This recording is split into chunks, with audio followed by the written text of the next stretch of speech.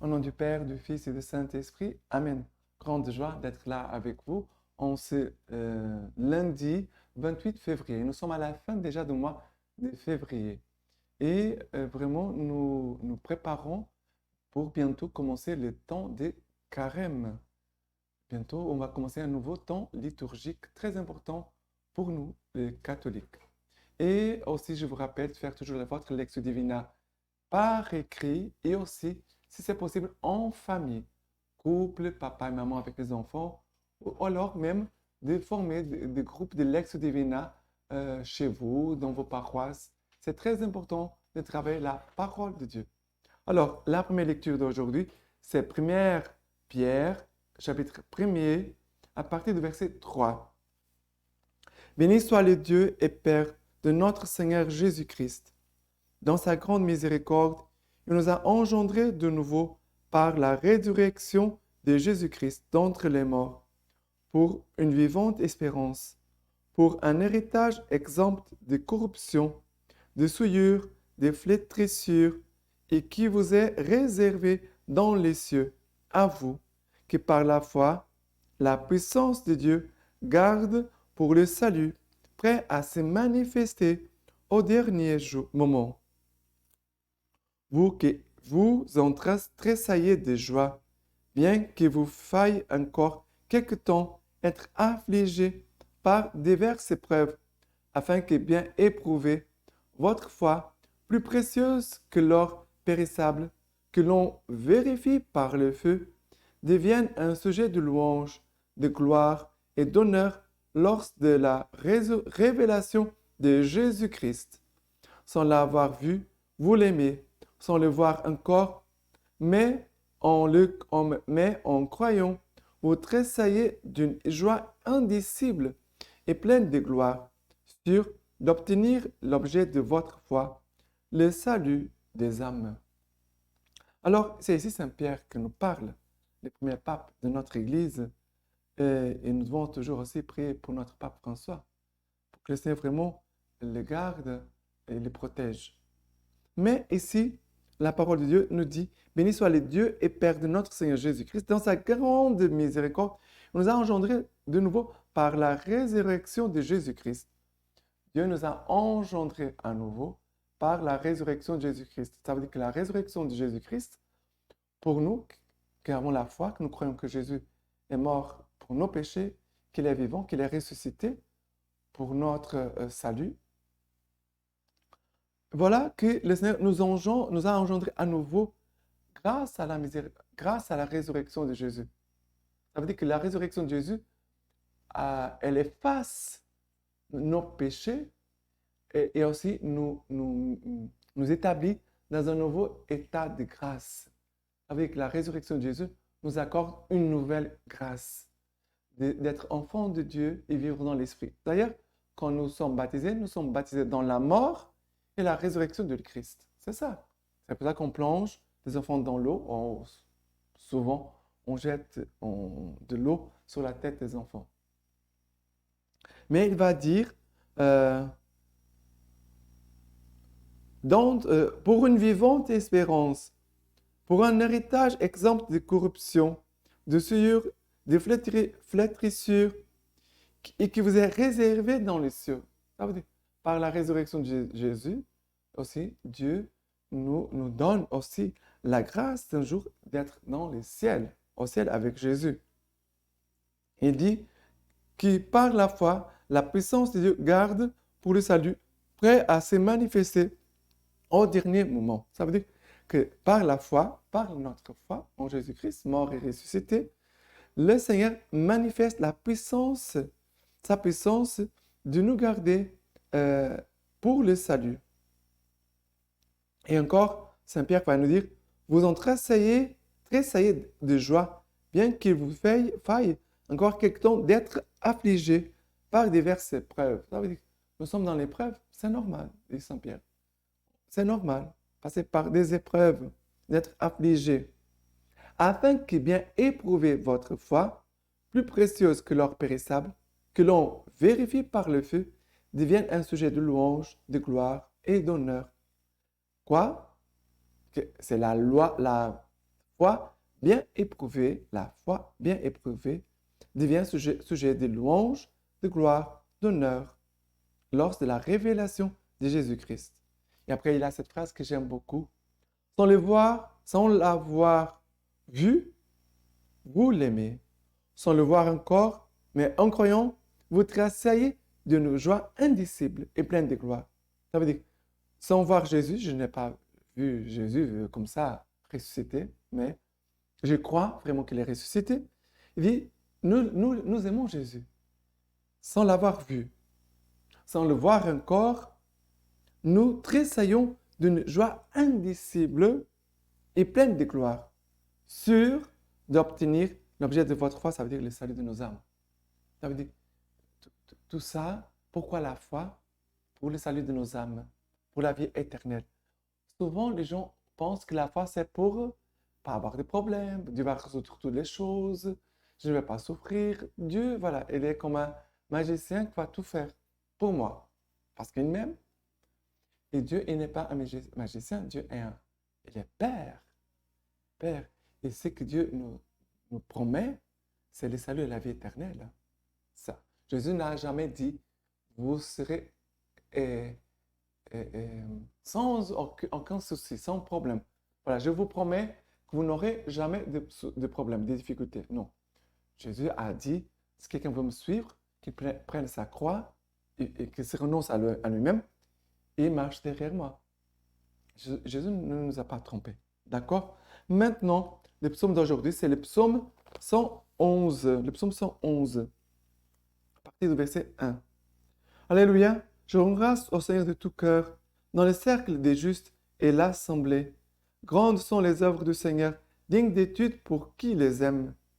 Les œuvres de Dieu sont dignes d'étude pour qui les aime. Vaste et splendeur son ouvrage. Sa justice demeure à jamais. La justice de Dieu demeure à jamais. Il laisse un mémorial de ses merveilles. Oui. Le Seigneur est tendresse et pitié. Le Seigneur est tendresse et pitié. Il donne à qui le craint la nourriture. Et il se souvient de son alliance pour toujours. Il fait voir à son peuple la vertu de ses œuvres, en lui donnant l'héritage des nations. Il donne à qui le craint la nourriture. Il se souvient de son alliance pour toujours, son alliance envers nous. Il fait voir à son peuple la vertu de ses œuvres. Dieu nous fait voir ses œuvres. Et nous devons demander, Seigneur, donne-moi de voir tes œuvres, non pas de vouloir voir mes œuvres, que je puisse voir tes œuvres, en lui donnant l'héritage des nations. Il envoie la délivrance à son peuple et déclare pour toujours son alliance. Saint et redoutable est son nom. Saint et redoutable est son nom. Principe du savoir, la crainte du Seigneur vient aviser tous ceux qui s'y tiennent. Sa louange demeure à jamais. Ça veut dire les principes du savoir, la crainte du Seigneur. Et à partir de ces psaumes, nous devons demander ce don de l'Esprit Saint, c'est la crainte du Seigneur. Avoir la crainte du Seigneur. Pas avoir peur de Dieu, mais avoir la crainte qui nous met dans une attitude d'un grand respect envers Dieu. Je ne veux pas dire des paroles qui puissent offenser Dieu. Je ne veux pas dire le nom de Dieu d'une façon superficielle, comme une plaisanterie. Parfois, il y a des gens qui plaisantent avec le nom de Dieu. Non, je veux vraiment montrer combien j'aime Dieu, que je le respecte, que je l'aime et que je crois en lui. Voilà ce que le Seigneur attend de nous aussi. Nous puissions être des enfants toujours confiants en lui. Maintenant, l'évangile d'aujourd'hui, c'est Marc chapitre 10, à partir du verset 17. Il se mettait en route quand un homme accourut et, s'agenouillant devant lui, il l'interrogeait. « Bon maître, que dois-je faire pour avoir en héritage la vie éternelle ?» Jésus lui dit, « Pourquoi m'appelles-tu bon? Nul n'est bon que Dieu seul. Tu connais les commandements? Ne tue pas, ne commets pas d'adultère, ne vole pas, ne porte pas de faux témoignages, ne fais pas de tort, honore ton père et ta mère. » Maître, lui dit-il, tout cela, je l'ai observé dès ma jeunesse. Alors Jésus fixa sur lui son regard et l'aima. Et il lui dit, une seule chose te manque. Va, ce que tu as, vends-le et donne-le aux pauvres, et tu auras un trésor dans le ciel. Puis viens et suis-moi. Mais lui, à ces mots, s'assombrit et il s'en alla contristé, car il avait des grands biens. Alors Jésus, regardant autour de lui, dit à ses disciples, combien il sera difficile à ceux qui ont des richesses d'entrer dans le royaume de Dieu. Les disciples étaient stupéfaits de ces paroles. Mais Jésus reprit et leur dit, mes enfants, comme il est difficile d'entrer dans le royaume de Dieu, il est plus facile à un chameau de passer par le trou de l'aiguille qu'un riche d'entrer dans le royaume de Dieu. Ils restèrent interdits à l'excès et se disaient les uns aux autres, et qui peut être sauvé? Fixant sur eux son regard, Jésus dit, pour les hommes impossible, mais non pour Dieu, car tout est possible pour Dieu. Tout est possible pour Dieu. Nous pouvons garder cette phrase aujourd'hui. Tout est possible pour Dieu. Tout est possible pour Dieu. Regardez, il y a la première partie de l'évangile qui nous parle d'un jeune homme riche, mais qui vient rencontrer Jésus avec de bonnes intentions. C'est-à-dire, que dois-je faire pour avoir la vie éternelle? Une question essentielle. Essentielle. Tous les chrétiens devaient se poser cette question. Qu'est-ce que je dois faire pour avoir la vie éternelle? Mais Jésus va poser la question. Tu connais les commandements? Jésus va dire, honore ton père et ta mère. Ne tue pas, ne commets pas d'adultère, ne vole pas, ne porte pas de faux témoignages, ne fais pas de tort, honore ton père et ta mère. Quelques commandements qu'on pourrait même s'arrêter ici pour vérifier. Est-ce que j'ai tué quelqu'un? Non pas avec une arme, un revolver, mais peut-être avec des paroles. Ne commets pas d'adultère. Est-ce que je suis fidèle à mon épouse? Une seule épouse, un seul époux. Il n'a pas deux époux ni deux épouses. Ça, c'est faux. Est-ce que je suis fidèle à mon épouse ou pas? Est-ce que j'ai volé parfois des petites choses? Ce n'est pas voler une banque, mais il y a parfois des petites choses que peut-être les gens volent. Ne porte pas de faux témoignages. Ça veut dire des choses que je ne suis pas sûr des autres. Telle personne a fait ça et tout l'autre a fait ça, mais je ne suis pas sûr. C'est grave. De dire des choses des autres que nous n'avons pas la certitude. Et d'ailleurs, même si nous sommes sûrs de quelque chose qu'ils ont fait que ce n'est pas correct, au nom de la charité, on ne va pas dire à tout le monde. On doit parler à la personne, soit à quelqu'un qui a une responsabilité envers la personne pour qu'on puisse aider la personne en question à se remettre à sa place, à se corriger. Vous comprenez? Et après, honore ton père et ta mère. Est-ce que nous honorons notre père et notre mère? Nous avons du respect. Nous avons vraiment du respect. Est-ce que nous avons dit des choses à nos parents que nous avons manqué peut-être du respect? Peut-être nous avons dit des choses qui ont blessé, offensé nos parents. On doit vérifier. Mais après, ce jeune va dire, mais je pratique les commandements depuis que je suis tout petit. Jésus les regarde avec amour. Et ça, c'est sur ce regard d'amour, c'est important qu'on s'arrête. Parce que s'il n'a pas cette expérience de Jésus qui me regarde avec amour, est-ce que tu fais cette expérience que Jésus te regarde avec amour? Non pas avec jugement, condamnation, tout ça, tout ça. Non. Jésus nous regarde toujours avec amour, toujours. Et c'est pour cela, à cause de cet amour, que Jésus a posé la question. Il va demander d'ailleurs, va, vends tout ce que tu as, donne aux pauvres et après viens et suis-moi. Jésus l'appelle par amour. Jésus ne veut pas blesser la personne. Mais qu'est-ce qui se passe? Le garçon avait tellement de richesses qu'il n'a pas été capable de se détacher de toutes ces richesses. Il part triste. Il part triste. Il n'a pas répondu à l'appel de Dieu à cause de ses richesses.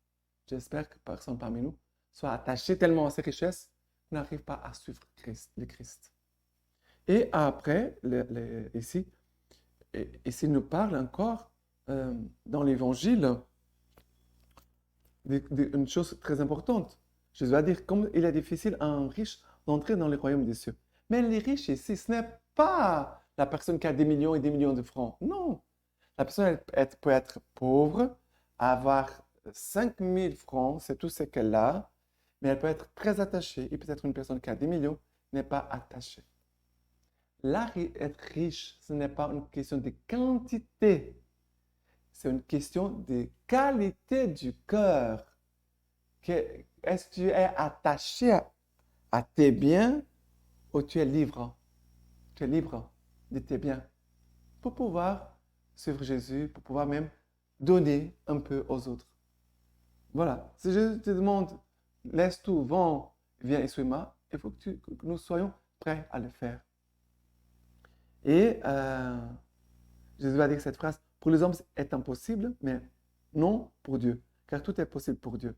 Tout est possible pour Dieu de tout quitter pour suivre Jésus. Tout est possible pour Dieu d'être sauvé. Tout est possible pour Dieu de se détacher des choses. Tout est possible pour celui qui aime Dieu.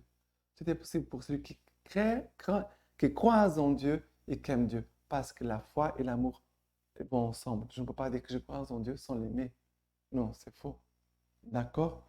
Vraiment que le Seigneur puisse nous donner la grâce de vraiment d'avoir un cœur libre, détaché de toutes ces choses terrestres. Que notre richesse vraiment soit Dieu et seulement Dieu. Maintenant, la lecture patristique d'aujourd'hui, c'est de Saint Grégoire le Grand. Il dit ceci. Saint Paul disait, nous portons ces trésors dans des vases d'argile, quand il considérait les richesses de sagesse intérieure qu'il portait en lui, tandis qu'il se voyait extérieurement comme un corps voué à la corruption.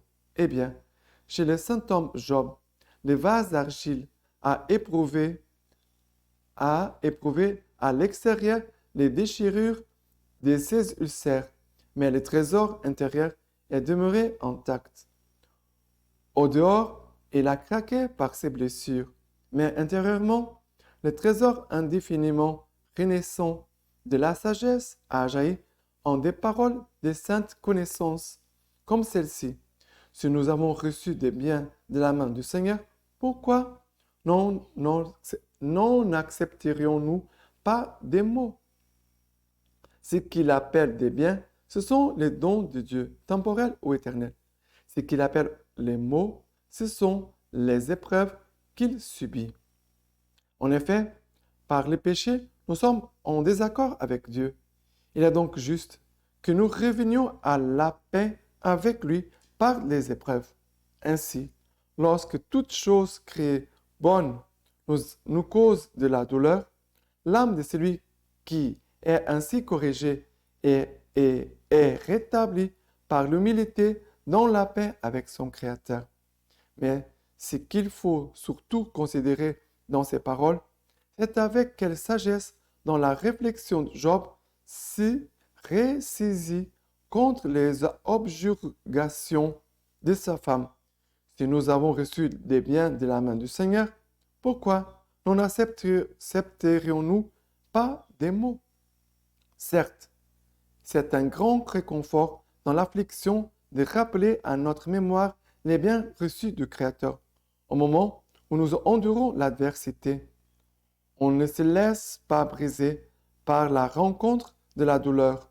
Si l'on se hâte de se rappeler un bienfait qui nous réconforte, c'est pourquoi il écrit « Au jour du malheur, n'oublie pas le bonheur. Au jour du bonheur, n'oublie pas le malheur. » Il faut donc joindre les deux pour que l'un vienne toujours soutenir l'autre, de telle sorte que le souvenir du bienfait reçu atténue la peine causée par l'épreuve et que l'éventualité de la crainte de l'épreuve refrène la joie du bienfait.